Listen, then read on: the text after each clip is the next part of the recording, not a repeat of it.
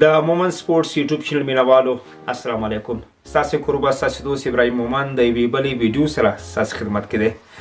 دوستانو وړاندې نه چې د نن په موضوع باندې تاسو سره خبرې وکړو، معلومات درکړو. تاسو ټول نه مننه چې د مومن سپورټس یوټیوب چینل سره یاستئ او همیشه مو دغه ویډیوګانې خوښې کړي دي او موږ به کوشش کوو چې په وار باندې تازه د کرکټ اړوند معلومات تاسو سره د همدغه چینل لارې شریک کړو. راځو د ویډیو په اړه باندې یو په دې خبرې کوو چې 2021 کال کې چې ول کېده افغانستان به کافي زیاتې سیالۍ ولري. بدبختي او اوسنی حالت دا دی چې دغه کال ته یوازې په شمار 15 ورځې پاتې دي، خو د کرکټ نړیوالې شورا په ویب سایټ او د کرکټ انفو په ویب سایټ باندې او د افغانستان د کرکټ بورډ په ویب سایټ باندې د راتلونکو سیالیو هیڅ قسم نیټې او سیریزونه تر اوسه اعلان نه دي. ټاکل شوی د افغانستان په 2020 کال کې د 2018 کال FTP له مخې له ایرلند سره، له زیمبابوې سره، له هند سره، له پاکستان سره، له سریلانکا سره، له ویسټ انډیز سره، له استرالیا سره او له هالند سره سیالۍ ترسره کړي. 19 کلنو ایشیا کپ کې به هم لوبیږي. دغه راز په 2021 کال شل اوریزه کرکټ نړیوال جام سیالیو کې به هم لوبیږي او ترڅنګ به کورنۍ کرکټ هم کوي، ترڅنګ به خی ایمرجنګ لوبډله هم سیالیو ته ولېږي.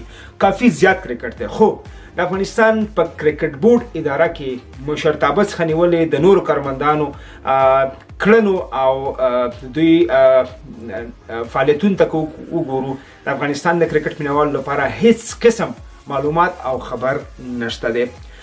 هند چې ټاکل شوی و افغانستان سره په مارچ کې 53 سیالۍ ترسره کړي او د دغه سیالیو موخه 2023 کال 50 کرکټ نړیوال جام ته غوراوی مرحله ده.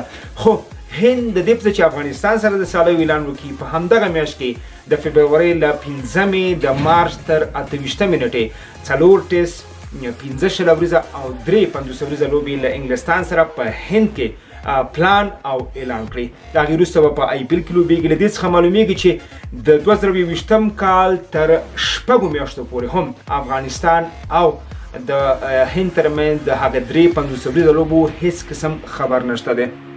ټاکل شوی و دغه سیالۍ د هند په کوربتوب ترسره شوې، یعنی افغانستان د هند میلمه وي، خو په دې اړه هیڅ معلومات نشته. خو کومې لوبې چې باید افغانستان اعلان کړی وي، افغانستان په اړه باندې هم وینو اعلان کړی وي چې کوم ځای کې به کېږي، هم یې نیټې اعلان کړی وي، یوازې 15 ورځې پاتې دي. د همدغو سیالیو له کبله چې افغانستان په ایرلند سره لوبیږي، له زیمبابوې سره په جنوري فبروري کې لوبیږي. کرکټ بورډ مسؤلینو په لوی لاس باندې د افغانستان د یو ستر لیګ میلون جام مخه ونیوه چې ټاکل شوی و کرکټ ملي لوبډله په 28 د اکتوبر باندې عربي امارات ته لیږل شوی وی. تقریبا 2 میاشتې وړاندې دوی باید د کرکټ ملي لوبډله لیږلی وی چې دا معمول نه دی په نورو هیوادونو کې. خو چې د افغانستان کرکټ ملي لوبډله همیش په همدغسې سفرونو باندې او تمریناتو باندې خپل وخت او بودیجه ضایع کوي، ځکه چې دلته مشرتابه نشته، دلته څوک پوښتنه نشته دی. خو نه هغه تمریناتو شو او هم د لیګ مخه ونیول شو. نو د افغانستان د کرکټ بورډ لپاره که څه هم 2021 کال تر ټولو مصروفه کال ښودل شوی و په FTP پروګرام کې، اوس معلومات دا دي چې د افغانستان کرکټ ملي لوبډله په داسې حال کې چې 15 ورځې 2021 کال ته پاتې دي، هیڅ قسم رسمي او اعلان شوی سیالۍ او نیټې د هغې دپاره نه لري. کېدای شي کرکټ بورډ دا کار ډېر ژر وکړي، ځکه معلومات دا دي چې افغانستان خپل لوبې په هند کې ترسره کوي. هند کې د کرونا له کبله سیالۍ تر اوسه پورې نه دي شروع، خو په فبرورۍ کې به هند د انګلستاني کرکټ ملي لوبډلې کوربتوب کوي. دغه راز په عربي اماراتو کې تاسو وکته چې IPL ترسره شو، نورې سیالۍ به هم ترسره شي، خو د افغانستان کرکټ بورډ او د افغانستان د حکومت ترمنځ اړیکې هغومره نه دي غځېدلې چې دوی د عربي اماراتو په حکومت باندې فشار واچوي چې افغان کرکټ ملي لوبډلې ته او افغانانو ته ویزې ورکړي ترڅو دوی لاړ شي اول ته د ایرلند کرکټ ملي لوبډلې لپاره کوربتوب وکړي او هغوی سره سیالۍ ترسره کړي. نو حالات ډېر سخت بحراني دي. افغانستان کرکټ بورډ کې حالات ډېر زیات ترینګلي دي. د مالي اړخه که ورته وکتل شي، د APL خبره ده، په مارچ کې موږ APL ترسره کړو چې دا هم اوس دپاره حالات ته په کتو باندې کېدای شي کرکټ بورډ وکړی شي، خو حالات ته په کتو باندې او د افغانستان کرکټ بورډ مشرتابه او کارکوونکو او فعالیتونو ته په کتو باندې دا هم زما دپاره یو خیال ښکاري.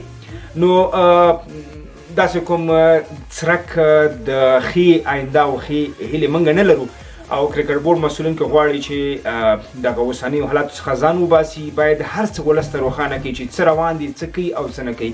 زموږ خپرونه او زموږ ویډیو همدومره وه. تر بلې ویډیو تاسو ټولو بخښونکي خدای سپارم. د الله په امان.